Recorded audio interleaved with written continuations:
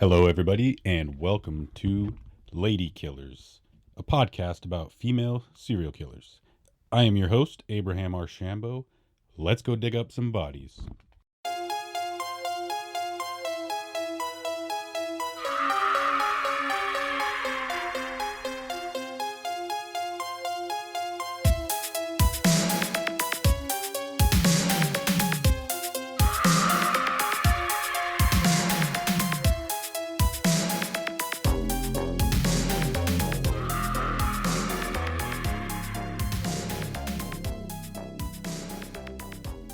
I hope everybody's doing well out there.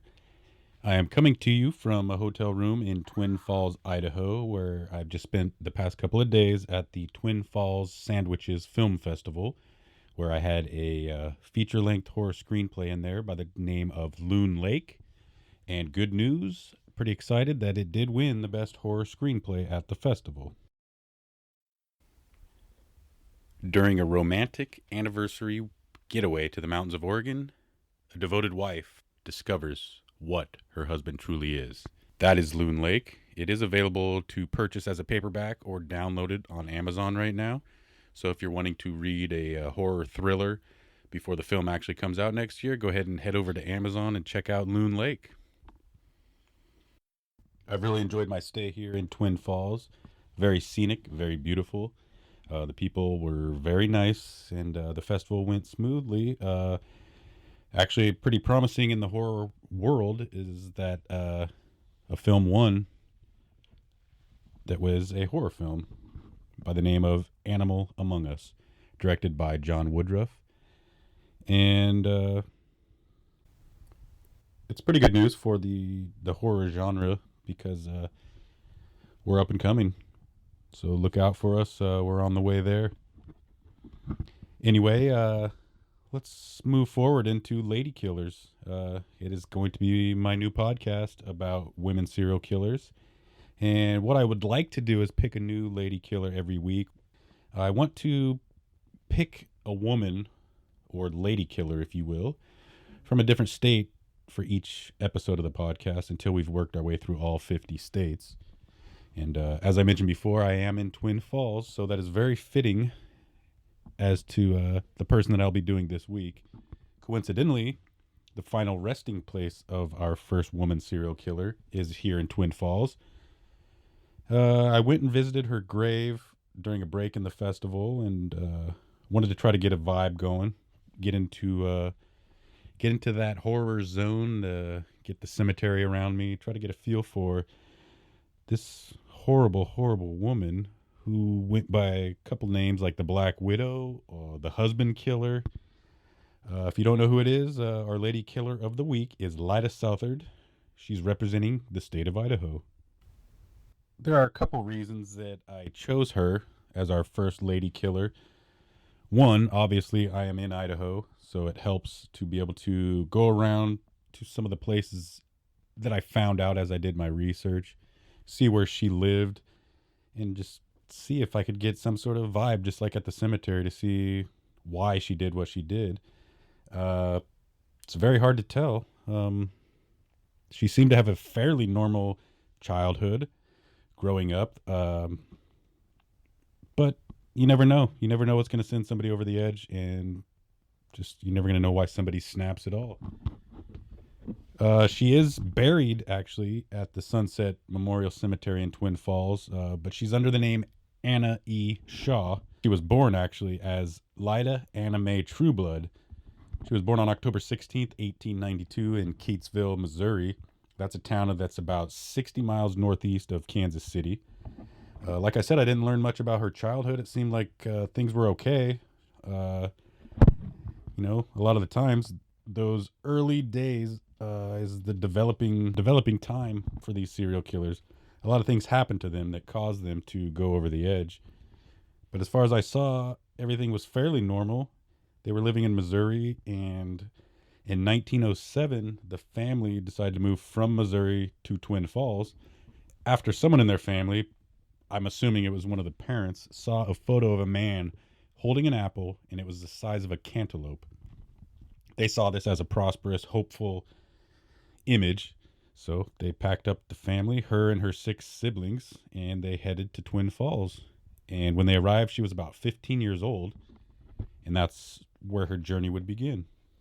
It seemed that people talked a lot about Lyda's looks. She was beautiful, most accounts that I saw. She's very, very pretty, and she was always one of the most popular girls in her school. And going through most of my reading, I found out she was a favorite child of her parents. She had a bright future set right in front of her, so I'm not sure why she decided to snap. But that's something we're going to dig into here, and maybe we can try to figure it out as we dive into this episode. This would all change when she got married on March 17th, 1912, to a family friend, a man by the name of Robert C. Dooley. Now, at that time, she was 21 years old, which is a little old for that time period. Most women were starting a family a lot younger than that. And it seems like Lyda just took her time. Maybe she enjoyed her young life until she had found the right man to marry. But as we dig in deeper, we're going to see she was probably just biding her time and starting to plan some of these things that we're about to hear. So the man she married was from the Dooley clan, which was friends with her family. They went way back to Missouri together. They used to hang out together. So Lyda and Robert, they got married and moved into a farm outside Twin Falls, Idaho. And they needed help with the farm. It was pretty big for just them two. So Robert's brother, Ed Dooley, he joined them and was going to help doing what you do around a farm. And everything, it just seemed to be progressing normally those first couple of years. And then in 1914, Lyda gave birth to her baby daughter, Lorraine. It didn't take long after Lorraine was born for things to start to unravel for the family. And this is where Lyda began her journey to the dark side. In 1915, things started to unravel for Lyda and her family. Her dark side started to come out. Her brother-in-law, Ed, took out an insurance policy on himself in 1915, and he named Robert and Lyda as the beneficiaries. Now, as you'll see as we find out more about Lyda and all her doings, she might have talked him into taking out this insurance policy. I'm not exactly sure, but as you'll see, it's probably a pretty good chance that she talked him into getting that insurance policy. Not long after he took out that insurance policy, he became very sick and he died shortly thereafter. Now, at that time in Twin Falls, people were dying from typhoid, gastroenteritis, influenza, diphtheria. That was all common. It was all happening on a regular basis. So Ed's death didn't really raise any suspicions at that time. So Robert and Lyda returned to Missouri with Ed's body because they wanted to bury him in Missouri around the family. The cemetery plot there was for the Dooley family, and so they took his body back there. Also, while they were there, they collected the insurance money, which was for $2,000. Now, if you adjusted that for inflation, we're looking at about 50 grand in today's money, which is not a bad chunk of change for newlyweds with a new baby girl. It seemed like everything was going perfectly for Lyda and Robert. Not long after the death of Ed, though, Robert decided to take out his own insurance policy, and his wife Lyda, obviously, he listed her as the beneficiary. And it seems though the death of his brother Ed probably prompted him to take this action. Fascinated by serial killers and all their manipulation of us normal folks. So I'd like to think that Lyda is the one that talked Robert into taking out that policy. That's my romantic side, if you will. I think she just saw how simple it was to collect Ed's insurance money just like that. $2,000, no problem. And it's probably where the wheels in Lyda's mind really just begin to turn, and she started to imagine how easy it could be to come up with some money. After they buried Ed in Missouri, Lyda and Robert and Lorraine returned back home to Twin Falls, and pretty much right after they returned back to Twin Falls, Robert fell ill and he died abruptly.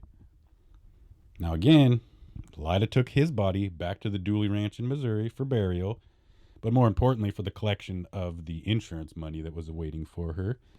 This time it was for just over $2,500, which would be over 60 grand today. She is rolling in the dough at this point. And so she returned back home with her newly acquired riches and her little daughter Lorraine to live what looked like a comfortable life in Twin Falls. But back in Missouri, things were a little bit different for the father of those Dooley brothers. He started to become a little suspicious. Both of his sons died so shortly after taking out that insurance policy, with Lyda being the beneficiary on both of them. I think he started to think a little bit about this woman. Who is she? What is she doing? How are these people dying around her? As he's thinking all this stuff, more suspicions were raised when Lorraine, the little girl, died shortly after they returned to Twin Falls.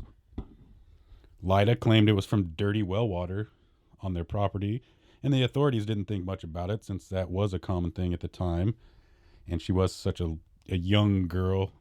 Something like that is possible, and it could have happened to little Lorraine.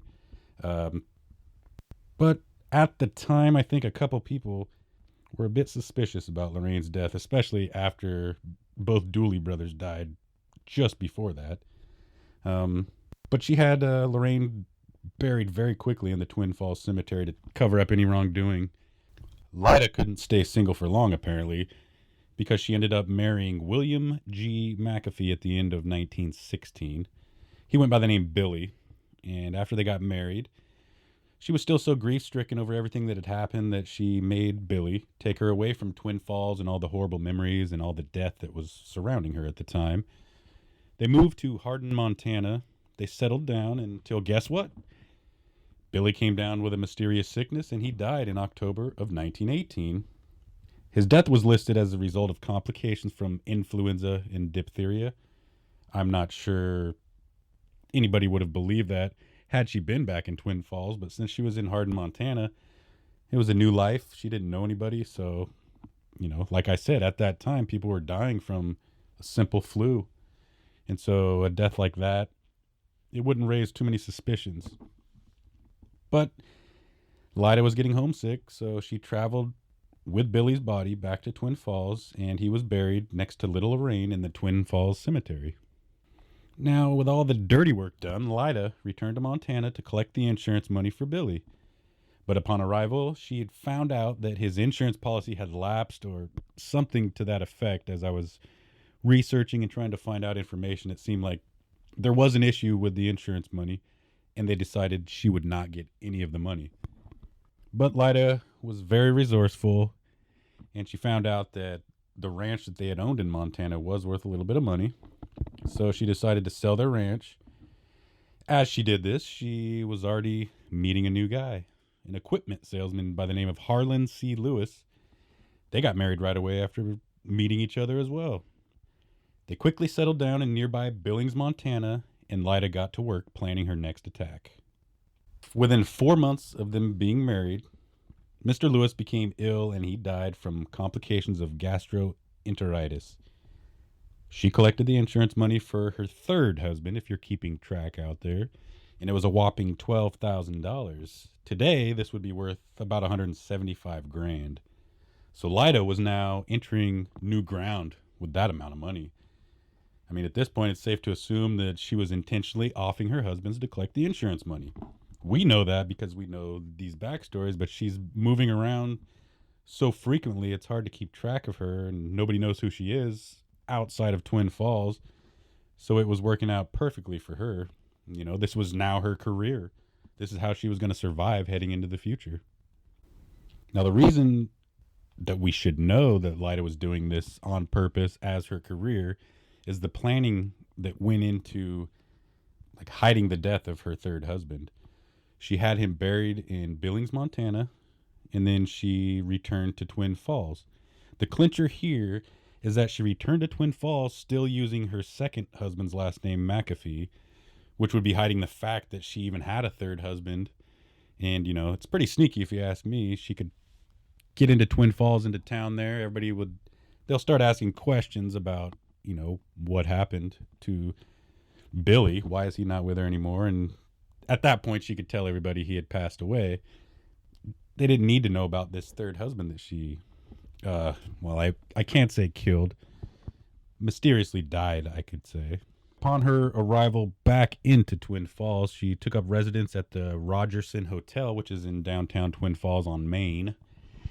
She gained employment at the Grill Cafe, waiting tables, but more importantly, she was waiting for her next victim. As I said before, she was someone that couldn't stay single for long. So she was a little more sinister than most serial monogamists out there. The people of Twin Falls that frequented the Grill Cafe all said that Lyda was a beloved member of the Twin Falls community. They all saw her as just a pleasant girl to be around. She was a huge asset to the cafe, according to all management and the owners there. Everybody just loved her company. So within a year of returning to Twin Falls, of course, Lyda had already found another man by the name of Edward E. Meyer while she was waiting tables at the Grill Cafe.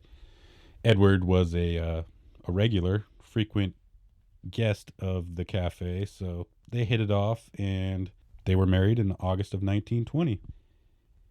Now, keeping track here, everybody put another tally mark down. This is Lyda's fourth husband in a total of 8 years, and she was only 27 years old at the time. And guess what? Within 1 month, Ed Meyer came down with a sickness. Most people thought it was food poisoning at that time. Everybody involved in it said it was food poisoning, and Lyda and the ranch hand both recovered very quickly. So they assumed it was food poisoning. But Ed, his was a little more severe, and it sent him to the hospital. The doctors seemed to have everything under control, and Ed began to heal very quickly. He was ready to get his life back to normal. But unfortunately, after a visit from his wife, Ed's health took a drastic turn, and he ended up dying right after that. Right after that visit. Can you imagine? Everything's going great. The doctors are patching him up. Ed's ready to move on with his life. But Lyda decides to come give him a visit, and like a day later, he's dead. So, I mean, this had to be the beginning of the end for Lyda, as doctors immediately became suspicious of her.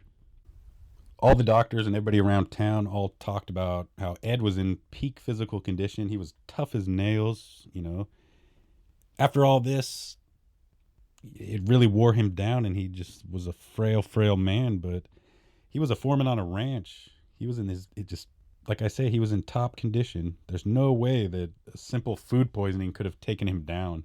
An amazing specimen that was Ed Meyer, taken down by food poisoning. It wasn't heard of at that time. Everybody knew that he was the strapping man, and food poisoning could not have taken him down like that.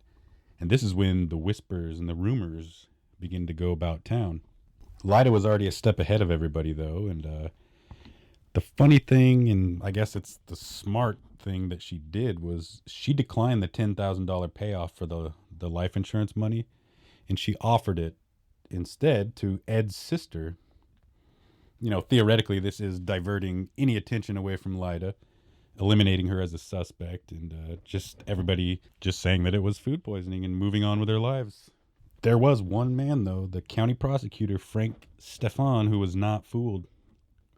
He instructed his deputy, Virgil Ormsby, and the sheriff, E.R. Sherman, to investigate and find proof that Ed Meyer was murdered. He didn't fall for the whole food poisoning gag. He knew the foreman on a ranch, top condition. Like I said, he was tough as nails. Food poisoning could not have killed somebody like that. So that county prosecutor, he wanted to make sure that they did all they could to see that this was murder. I mean, he knew it was murder. Other people might not have known it, and he was onto her.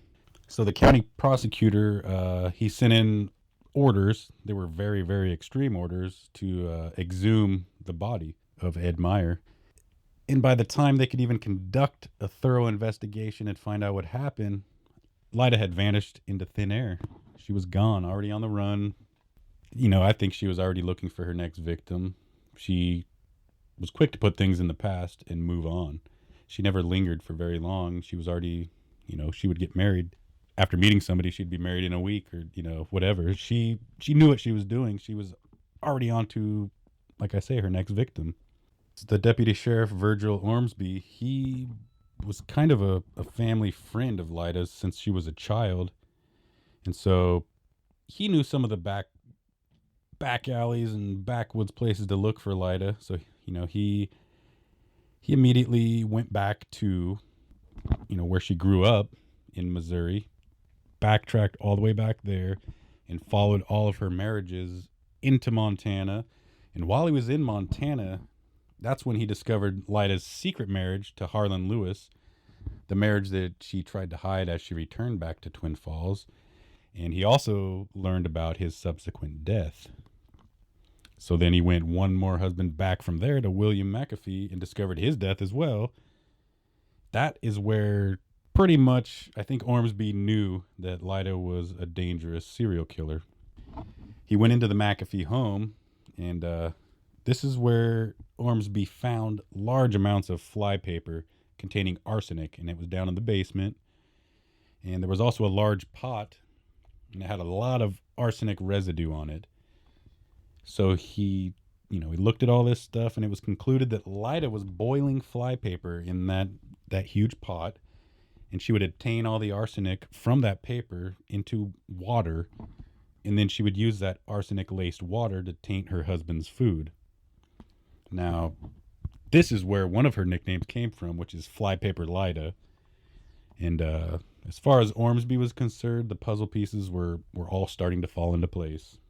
In Twin Falls, Sheriff Sherman ordered the exhumation of her first husband Robert's body, along with her brother-in-law and Lorraine, the little daughter. And it was concluded that everybody involved, except for Lorraine's body, contained arsenic. So a warrant was immediately issued for the arrest of Lyda. And, Lyda was on the run at this point. And so authorities tried to follow her path, which led them down to Mexico and then back up to Los Angeles. And she was already at it again, meeting and marrying a chief petty officer in the Navy by the name of Paul V. Southard. Now, he was stationed in Hawaii, so they set sail and they settled down on the island, far away from Lyda's checkered past. And I can see her thinking that she got away with one. She thought she was in the clear at this point. She fooled all those morons back in Twin Falls, and she probably started planning the death of Paul at this point as well. New husband, that's what she does. But as I read a little bit further, I found out that Paul had an issue with his insurance policy. And he said he was fine with the policy that the military was giving him. He didn't need to take out any new policy. And this really, really just, it messed up Lyda's plan. Because that's her MO, get married, talk them into getting an insurance policy, and then off them. But she couldn't do that with Paul. She couldn't off him until she was definitely sure that there would be some money waiting for her on the other end, which there wasn't enough. The military was not giving a huge insurance policy to Paul, so they just stayed there and, they just kind of waited it out. Before Lyda could move forward on the plan with Paul, she was arrested by local officials while they awaited the arrival of Deputy Sheriff Ormsby from the mainland. After taking her into custody, Ormsby escorted her to an awaiting ship to take her back home to face her demons and to face the consequences. While boarding the ship, it was said that Lyda bowed and waved to all of her adoring fans that were out there, and they were just cheering madly for her in the crowd. And, unfortunately, Lyda's crazed run seemed to be at an end. She was delivered safely back to Twin Falls to her new home, the Twin Falls County Jail, where she would await her trial. Lyda's trial was a national sensation in 1921, and it even appeared on the cover of the New York Times. During that trial, she began to be called Lady Bluebeard, which I can only assume is named after Bluebeard the pirate, who murdered everybody. But it's just one of many nicknames that she had. And this trial lasted about 6 weeks, and it ended up with Lyda being convicted of second-degree murder and she was sentenced to 10 years to life in the state pen in Boise. And it only took about, I think it was 23 hours to reach that verdict. And they say Lady Bluebird just sat there expressionless as her fate was decided for her. Fast forward 10 years as Lyda sat and waited in her prison cell in Boise. After about the 10 years, she enlisted the help of a fellow male inmate by the name of David Minton. They hit it off, obviously, as, Lyda was quite the charmer with men. She could talk them into anything, really. And Minton, he was almost ready to get out of prison, and when he finally was released, he went out immediately, got a car, and 3 weeks later, he returned on May 4th, 1931, to the state penitentiary in Boise, and he drove outside that prison, and he waited for Lyda outside the prison. Inside the prison, Lyda was in the middle of her planned escape from the penitentiary. She had already brainwashed another man, Jack Watkins, who was a prison guard, and he enlisted him to help her escape. Lyda cut the bars with a saw that Watkins had provided her, and another inmate sang loudly, and he played a phonograph to drown out the sounds of the sawing that Lyda was doing. After she finally sawed through those bars, she scurried down the prison wall on a ladder, and there were some torn blankets as well that were provided by Watkins. He had it all set up for her to escape, slide down that ladder, and hop into the car with Minton, who was waiting for her, and the two of them fled down to Denver. There was also a little side note that I wanted to mention. Jack Watkins, that prison guard that had helped her escape, he mysteriously died before she'd even made her grand exit, but his death was listed as natural causes. I mean, obviously we know Lyda probably had something to do with his death as well. I mean, she had a lust for it at this point. She knew she was getting away with almost every man she came into contact with. She would marry and kill, collect the money. But I think after a while, she enjoyed the manipulation of people, and I think anybody that got in her way, she used them and then just tossed them out like trash. Pretty much right after they got into Denver, they parted ways. And it's funny, I got to thinking, why didn't Lyda marry Mr. Minton? I mean, that was something that she always did. And the more I thought about it, I guess there was no way she was going to get any money out of an ex-con. He wouldn't have any insurance money. So there wouldn't have been any reason for Lyda to get involved with him. He was an ex-con, worthless in her mind, because if you can't get money, you're worthless to her. She just used him simply as a means of escape from prison. It seemed like she made him fall in love with her just so he could help her escape. The police caught up with Minton, though, and he immediately gave out the whereabouts of Lyda. He didn't even hesitate at all. He knew that Lyda had used him, and he was eager to send her back where she came from, back to that prison. So he told authorities where she went, pointed their way, and off they went. Now, while in Denver, Lyda had found a new target by the name of Harry Whitlock. Now, she had worked under him as a housekeeper. She had a way with men, so obviously she talked him into marriage. They eventually did get married, and that would have made him her sixth husband in a total of 20 years. Of course, 10 years of those were behind bars, so she had lost time, and she needed to make up for some of that. And this marriage only lasted about a year anyway, because the authorities soon caught up with her in Topeka, Kansas. She was recaptured in July of 1932, and she was sent back to her old cell in Boise after 15 months of freedom. It was learned later that Whitlock found out Lyda's true identity, all her violent past, and he's the one that called the police on her, actually. And once they interviewed him and got to discussing Lyda's past and all of that and their marriage together, he recalled at one point that she did suggest he take out a life insurance policy. Of course, she was caught before he could do that and sent back to prison, but it's just, she never stopped doing it. She was always at work looking for a victim and looking for more insurance money to collect. So Lyda was sent back to Boise, and she did the remainder of her sentence until she was paroled in October of 1941. But apparently, I found out even in prison, she was treated like a princess. I mean, she had her way. She got whatever she wanted. She really got into the warden's head there, apparently, and he was allowing her to basically come and go from prison whenever she wanted to. And this all came out after she was released from prison, and that warden ended up resigning after all those allegations surfaced. And then she was officially pardoned in 1942. And by this point in the story, I think you all know what's going to happen next. You guessed it. Lyda married for the 7th time to a man by the name of Hal Shaw. Not a lot was known about this marriage. I looked all over, but I think people had lost interest in her at that time and didn't really report any of her new marriage. The funny thing is about Hal Shaw is he just disappeared into thin air. No trace. Out of Lyda's life forever. And the authorities came in and they said that there was no link to Lyda, in the disappearance of Shaw, but I think it's safe to say that she had something to do with it. At this point, she didn't care. I mean, she would kill anybody in her path. She got into your head and she would just take over. But at this point, it didn't really matter. I mean, the remainder of her life, she lived in obscurity.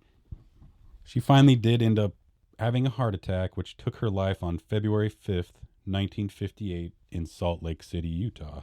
She was 65 years old. Now, we know that Lyda was exposed to a lot of arsenic. That's how she was killing her victims. And this prolonged exposure to arsenic was causing her to lose all of her hair. So she was not very pleasant to look at, according to all reports. And that might have been, the biggest reason that she stayed out of the public eye and just laid low until her death. Karmic justice, man. That's just what happens. It caught up with her. And yeah, I looked up arsenic poisoning, exposure to arsenic. And apparently one of the biggest side effects is you lose all of your hair. And that's exactly what happened to Lyda.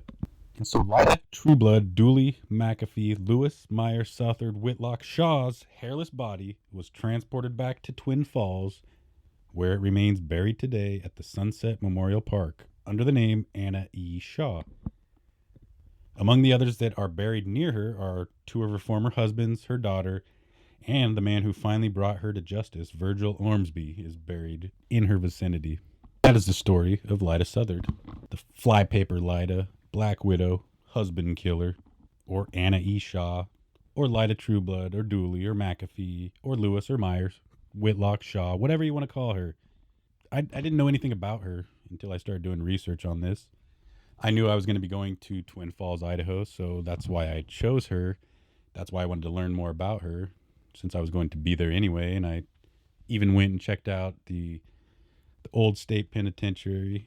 I wanted to see how she escaped, and it looked pretty easy to escape at that time. It's a lot harder now, but I was just so interested in someone like that. I mean, when you think serial killer, you think a slasher, somebody that's, tying somebody up in their basement, slitting their throat, whatever happens, I thought it very interesting that she did this all with arsenic, and it was something that was just available to her on flypaper.